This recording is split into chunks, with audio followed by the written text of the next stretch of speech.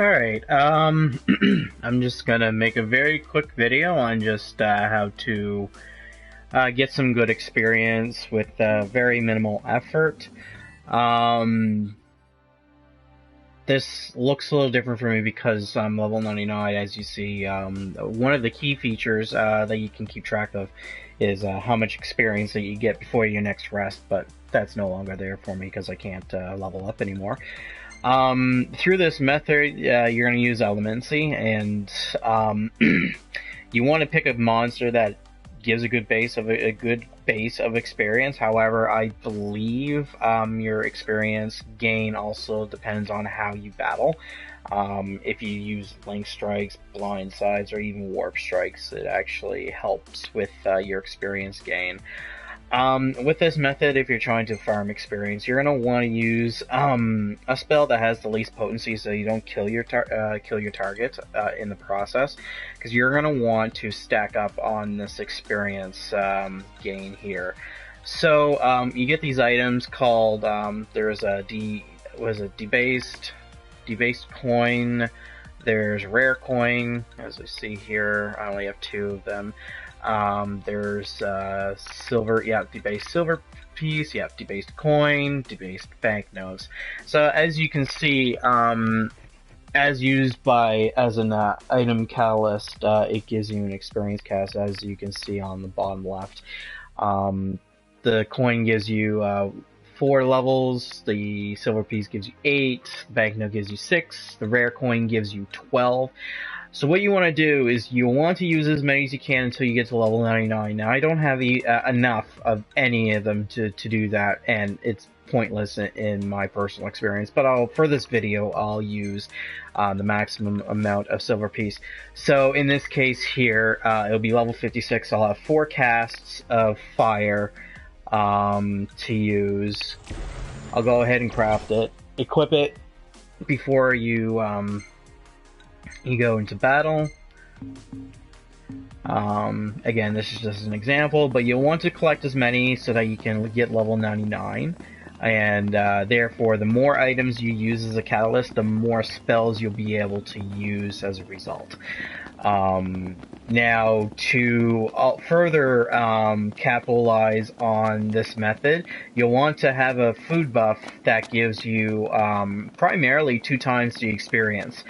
However, that is only attainable in the Altissa area,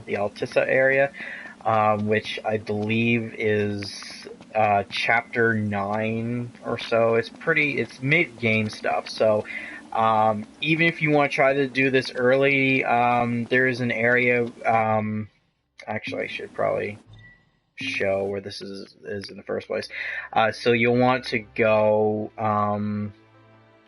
let's see here, this outpost here called the Burbo Souvenir Emporium. It's more in the western part of the map, kind of in the middle.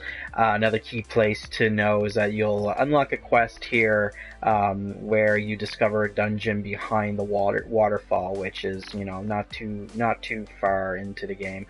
The food buff that I'm talking about, I think Ignis gets it leveling up partway. I'm not too sure, but I know sure thing here is that if you go to this outpost here, the Chocobo outpost, again, pretty early in the game, you can, I believe you gotta do quest as well. I think it's like the second quest or something like that. You'll be able to unlock a meal from the guy there where you can get 50% extra experience. That further capitalizes on the experience gain. And as well, if you're going to do this method, you'll want to bank up as much experience as you can, as well as have sufficient amount of gil so that you can use the double experience cash out if you want to stay here at the Golden Key. Or there's a hotel, again, more in the mid-game area in Altissa that gives you triple the experience at the cost of 30,000 gil. If you've been banking up enough experience, it's well worth using. That's how I beat the game at like almost level 90.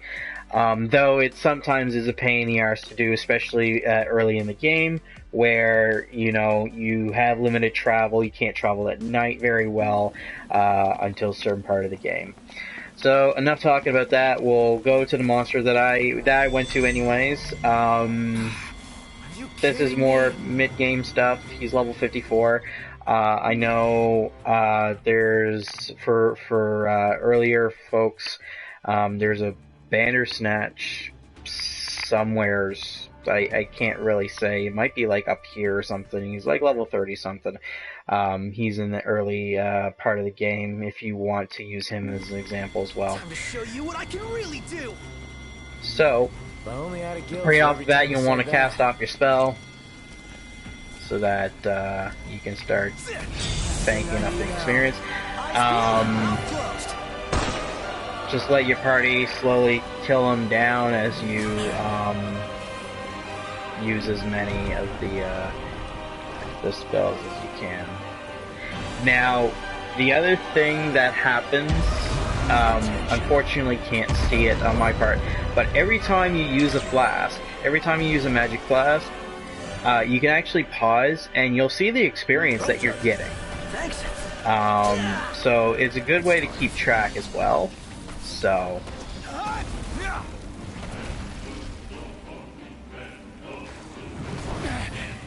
let's do this a few times just to kind of get a decent measure on how much experience you're getting. The gain here won't be as much as, like, I think there's some guides that show, you know, a shitload of experience. But this is just an example on how to do it with the limited resources that I have in this. I don't even think that one hit him. By the way, and that's the other thing too, is that the magic has to hit the target in order for that to work. I don't think any damage over time effects will work. So keep that in mind when you're casting the spell. Make sure that he's not moving around so much before you cast the spell.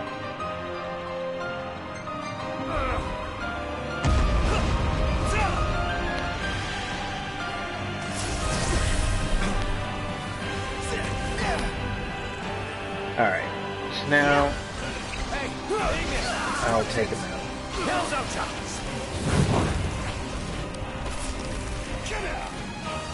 Want some?